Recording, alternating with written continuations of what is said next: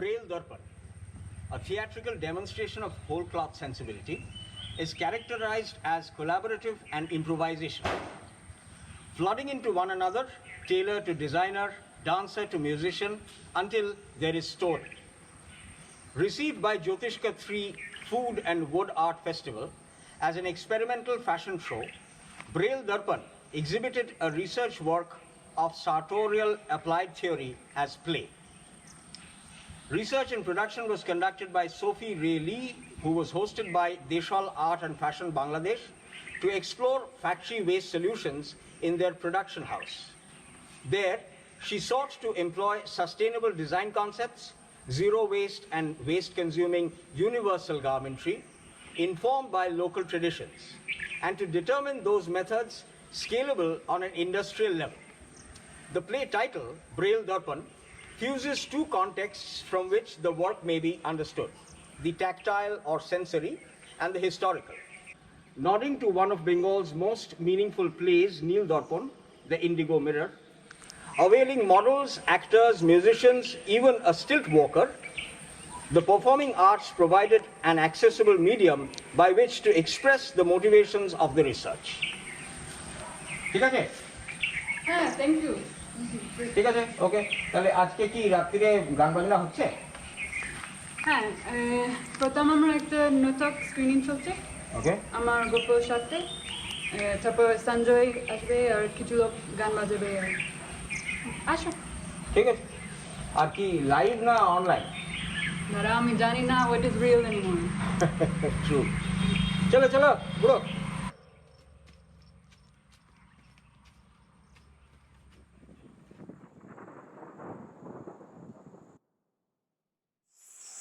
Our story begins in a moment of harmony. 3 are on stage, dressed in draped lengths of uncut white cloth, all engaged in action, rhythmic, cyclical, surviving. The sound of a handpan drum begins to shimmer, but it's asleep. At stage center is one tree. Beneath it, a working woman sits loosely bound to the trunk by an intricate arrangement of sticks and strings, the backstrap loom. A technology as famous and enduring as the fishing net, and as delighting as a kite, that which harnesses the wind, tensioning a most dexterous animal to the natural world by design. Stage center, blouseless in a more sensible time, and clad in the woven to weave, our working woman sits in continuum, tooling away for protection, utility, and creative expression. Nearby stage left, one sister sifts rice in a kula with a similar piece and purpose.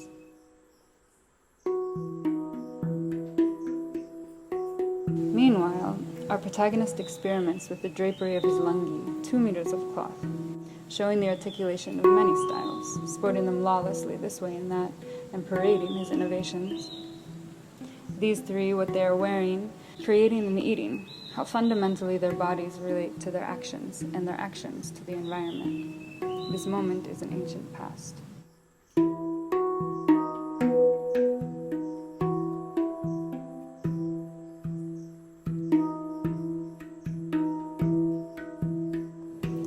Emerging from behind the audience, unfolding from a too small doorway in one giant stride comes an 8-foot-tall woman, our stilt-walking colonist.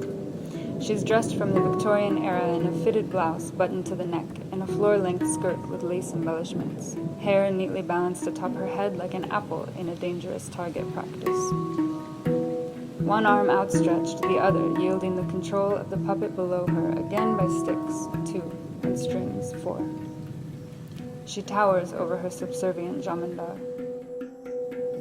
Jamandar wears a white tailored kurta pajama, his movements manipulated at the whim of an alien force. Though his pockets jingle a chorus of coins, he is the puppet.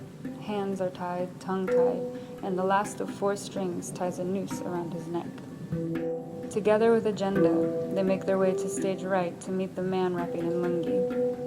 They present to him buttons, which fall like rain around him, this just in from the land of 8-foot-tall corseted women, the imposition of the new way. Where draped cloth ends over the bent back of our weaver, keys are hooked. Property pins the tail in the shari, now tucked between legs like a worried dog. Jamandar drops spare change at their feet in compensation, and onto the last sister shifting rice, he dumps a sack of powdered indigo, minding not what will stain.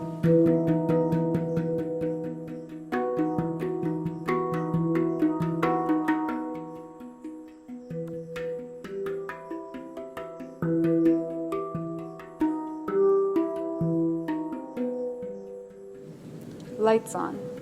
Pixies from the future, in bright-colored dresses, are found lined against an earthen wall. The tree is absent, our protagonist in her place. He's been reborn a puggle, a madman collapsed in a sea of fabric scrap where the hurricane must have just blown over. Once adorned in the simplicity of 2 meters of cloth, he's now tattered, in painstakingly mended shirt and pant, each patch detailing the passage of time. Puggle investigates the left-behind indigo like a crime scene, a cloud of bright blue pigment on a mud floor. Pixies are motionless, heads hanging, until music provokes them to slowly come to life one by one. Impossible tempos are kept on the drum, bringing to listeners' awareness just how many parts of the hand are employed to create such a sound. Puggle teases through the scraps, needle and thread in hand, resolving to assemble new beginnings from spilled milk. The growing movements of the dress models, fluid and diverse, demand his attention as they evolve to dance. From the floor he admires like a child. Redemption, swirling rays of hope and liberation flood the room as the dresses are animated by angels, with placeless genders, sizes, ethnicities, sounds, and movement expand powerfully, like the lungs of a barrel-chested deity. Overwhelmed in ecstasy by the scene, our protagonist rolls on the floor while he imagines the first rain after a century's drought.